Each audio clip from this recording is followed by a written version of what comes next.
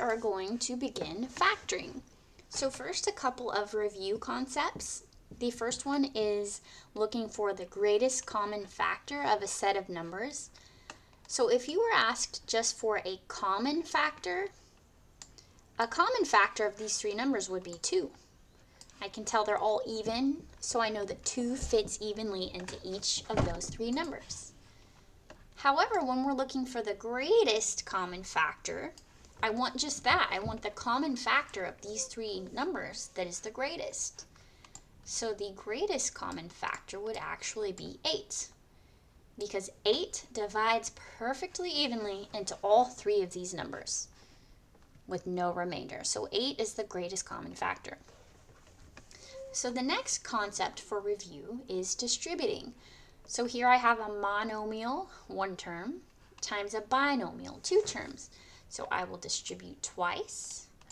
2x times 4x is 8x squared. 2x times negative 5 is negative 10x. So what we're doing today with factoring using the greatest common factor will be the reverse. Instead of taking this and giving me this answer, we're going to start with this and go backwards. So like undistributing. And so the way that that will work is I will start with something like what we have in pink here. So first I'm going to get rid of this. We're going to pretend like we didn't know this answer. And we're going to try to factor this using the greatest common factor. So what I would do is I would look at these two terms, 8x squared and 10x, and I would look for their greatest common factor. So the greatest common factor of 8 and 10 is just 2. Now I have to look at the x squared and the x. So if I look, x squared is x times x. This is just x. Their greatest common factor is just x. They each have 1x. So now what I've done is called I've factored out 2x. So then I think kind of backwards. So I would think 2x distributed to what would give me 8x squared. And I could see that would be 4x. Then I think 2x distributed to what would give me negative 10x, and that would be minus 5. So you might want to pause it for a second, think about what we just did, follow along. So we'll do some more examples. So we're going to find the greatest common factor, and we're going to factor it out. So we have two terms here, 2x, 42y. The greatest common factor is just 2. This is an x, this is a y, so they are not common. So when I factor it out, I would have 2 times x plus 21y. Because if I were to distribute, 2 times x is 2x. 2 times 21y is plus 42y. And so just something I want to point out here, if you are asked for the greatest common factor, the greatest common factor is 2. However, when you are asked to factor, I have to go ahead and complete the problem and do all of this. So for the second example, I will look at these two terms.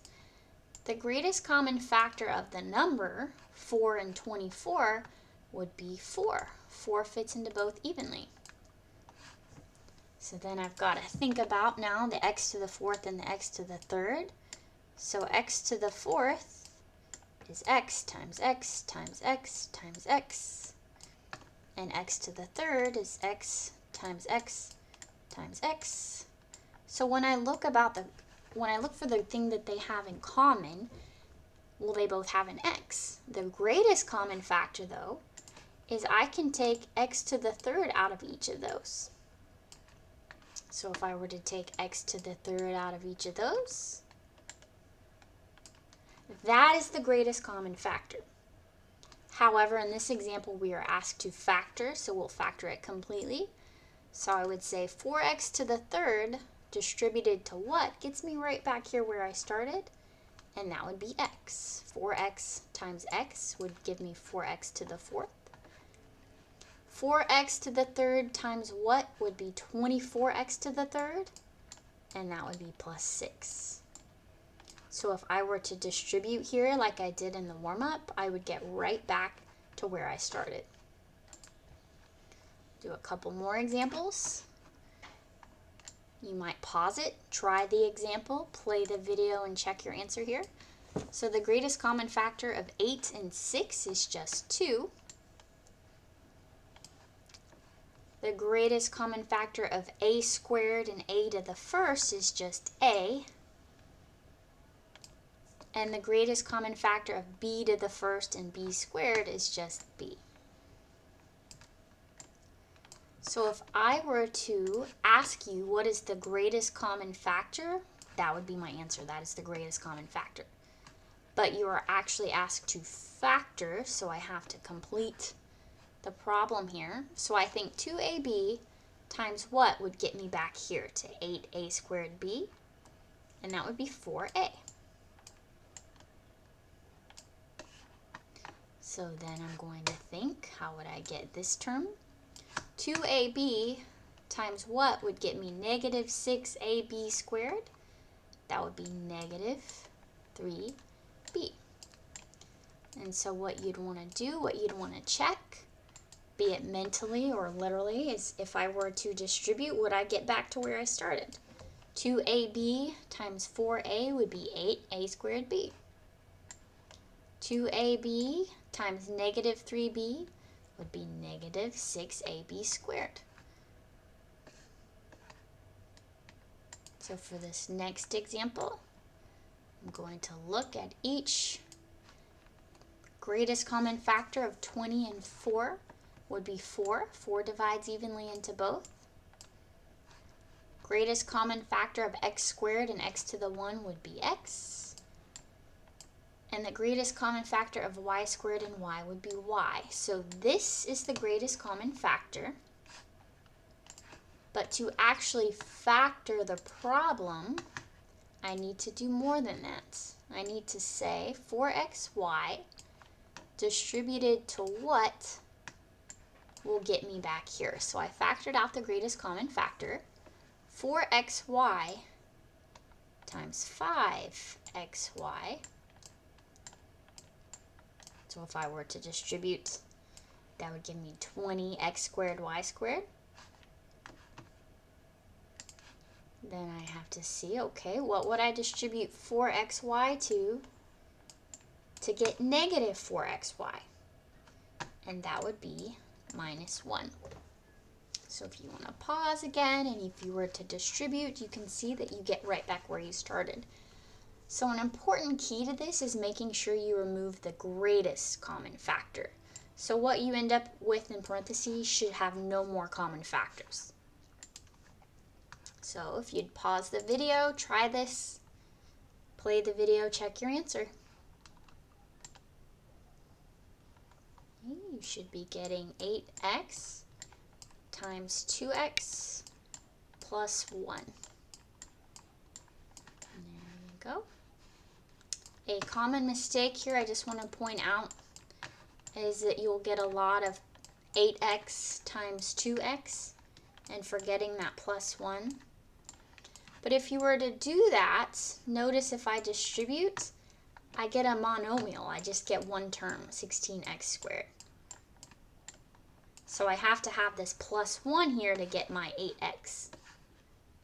Okay, here's another one to try. Pause it, give it a try.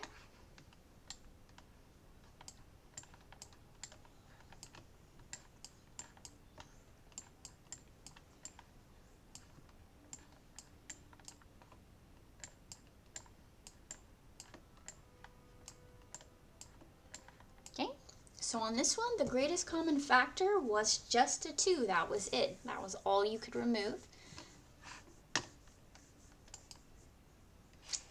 Okay. Here, when you look at the numbers 14, 42, and 49, They are all multiples of 7. So 7 is the greatest common factor of the number portion. When I look at t cubed, t to the 5th, and t to the 4th, t cubed is the greatest common factor in those three terms. So I am factoring out 7t cubed.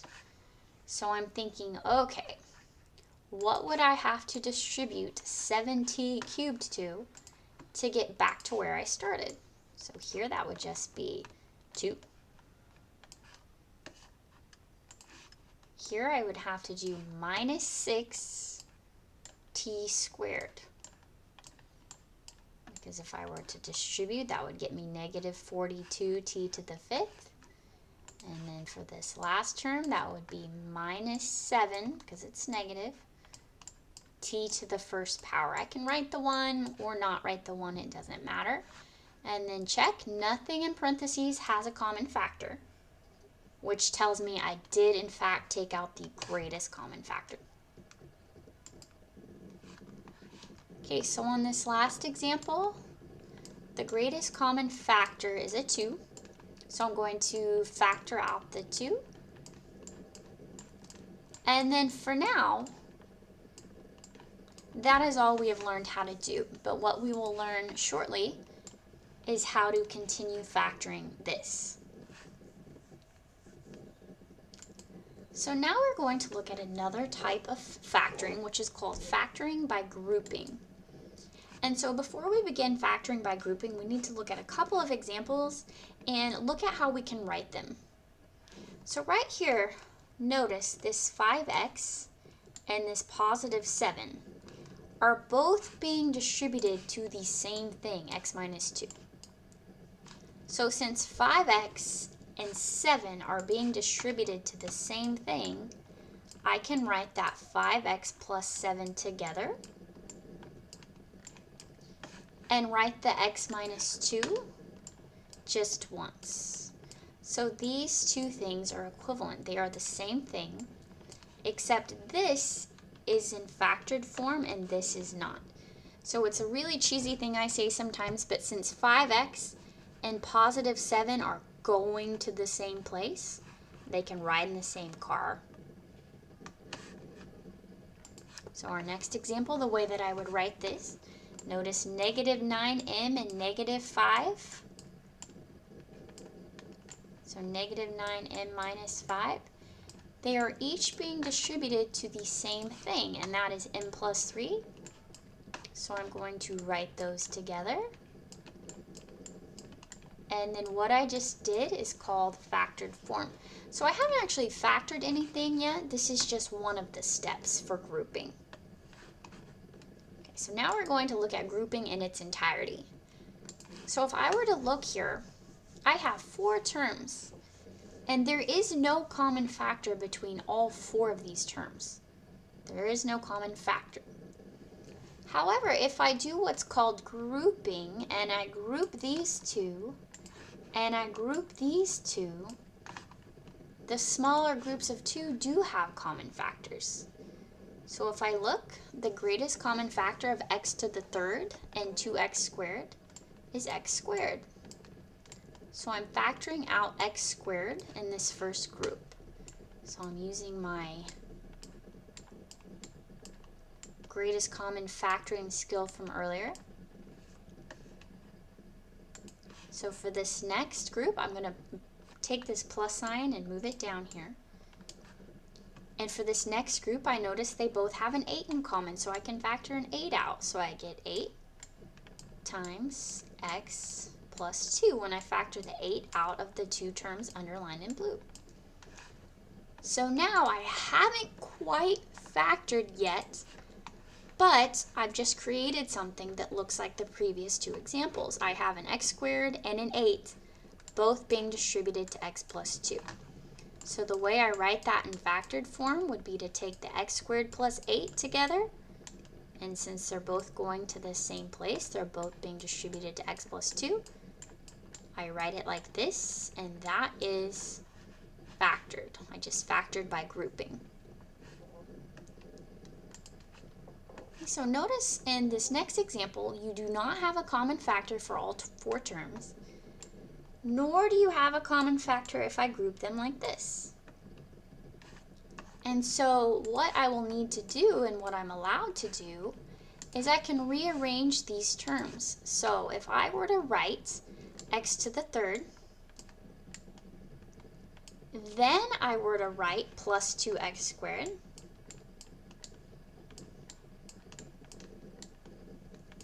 then I were to write minus 5x, and then I were to write minus 10. It's still the same polynomial. I did not change anything. I rearranged the order.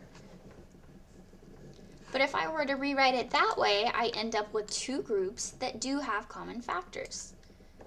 So the greatest common factor here would be x squared. So if I factor out x squared, that gives me x squared times x plus 2. And then you need to always remember to bring that sign down in the middle, so a minus on this one.